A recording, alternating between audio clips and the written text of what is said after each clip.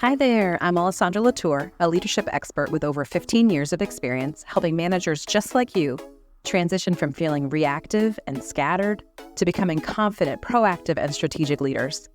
Through the Latour Leadership Academy, I empower overwhelmed or growth-oriented managers, whether newly promoted or experienced but struggling to balance demands, with the tools, strategies, and coaching they need to shift from day-to-day firefighting to long-term strategic thinking.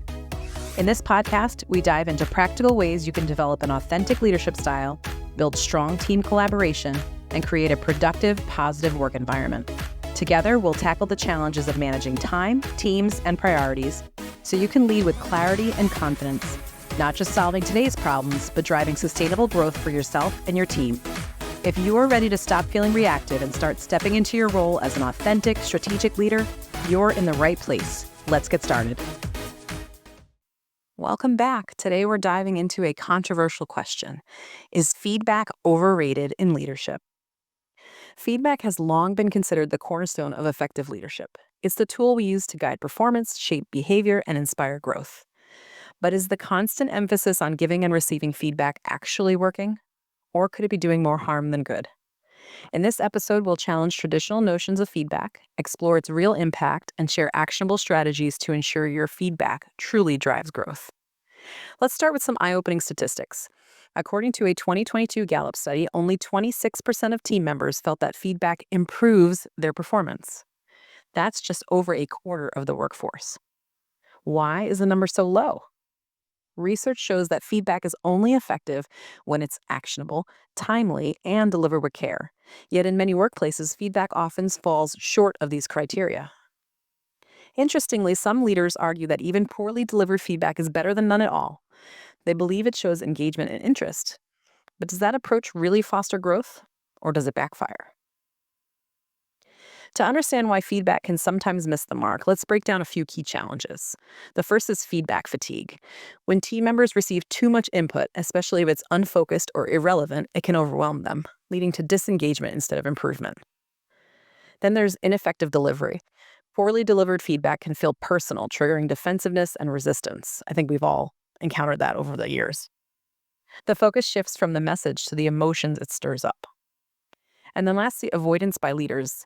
On the flip side, some leaders avoid giving feedback altogether because it feels uncomfortable. This avoidance can lead to missed opportunities for growth and clarity for our team. Clearly, feedback is not a one-size-fits-all solution. The way it's delivered matters just as much, if not more, than the content itself. Now let's explore both sides of the feedback debate.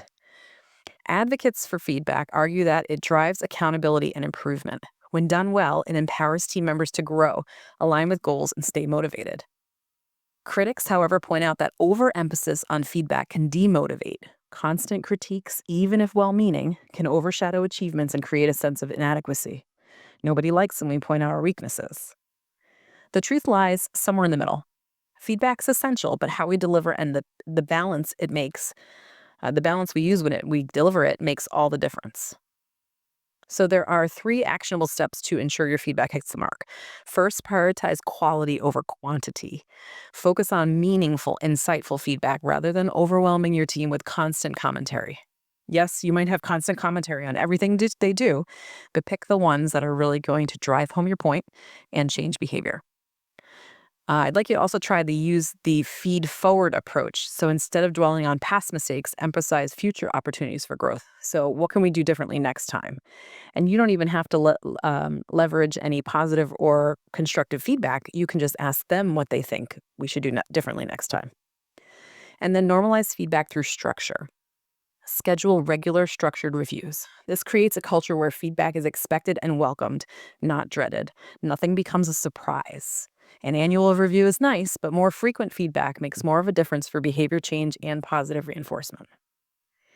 Here at Latour Leadership Academy, we recommend using the SBI method to deliver effective feedback. SBI stands for Situation, Behavior, and Impact. This method focuses on facts, not emotions, which helps reduce defensiveness, but it can be used to deliver both positive and constructive feedback. Here's how it works. S is for situation. Describe the specific situation where and when the behavior occurred. Be precise to set the context. B is for behavior. State the observed behavior without judgment or exaggeration or emotion. Stick to what you saw or heard. Lastly, I is for impact. Explain the impact of that behavior on the team, the project, or the individual. This creates clarity around why it matters. Let's take a quick example. Instead of saying you're always late and it's disrespectful, try this. In yesterday's team meeting, the situation, you arrived 10 minutes late, the behavior. This delayed the discussion and made it harder for us to finish on time, the impact. See the difference? It's factual, objective, and focused on the outcome, not the person. If you're looking to master the art of feedback, our live virtual workshop on emotional intelligence is here to help. You can find it at latourleadershipacademy.com.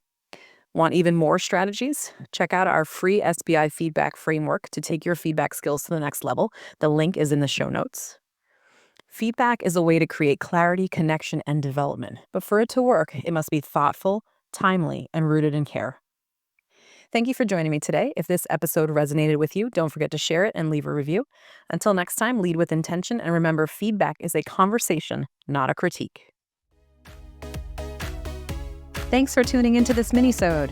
If you're looking for more practical leadership tips and strategies, let's connect on LinkedIn. I'm always sharing insights to help you elevate your leadership journey.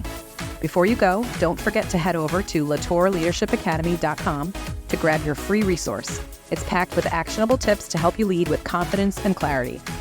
Want to keep growing your leadership skills and inspiring your team? Head to authenticleadershipunlocked.com to join our newsletter and get exclusive leadership insights and action steps delivered straight to your inbox every week. I appreciate you spending time with me today. Have an amazing rest of your day, and I can't wait to see you back here soon.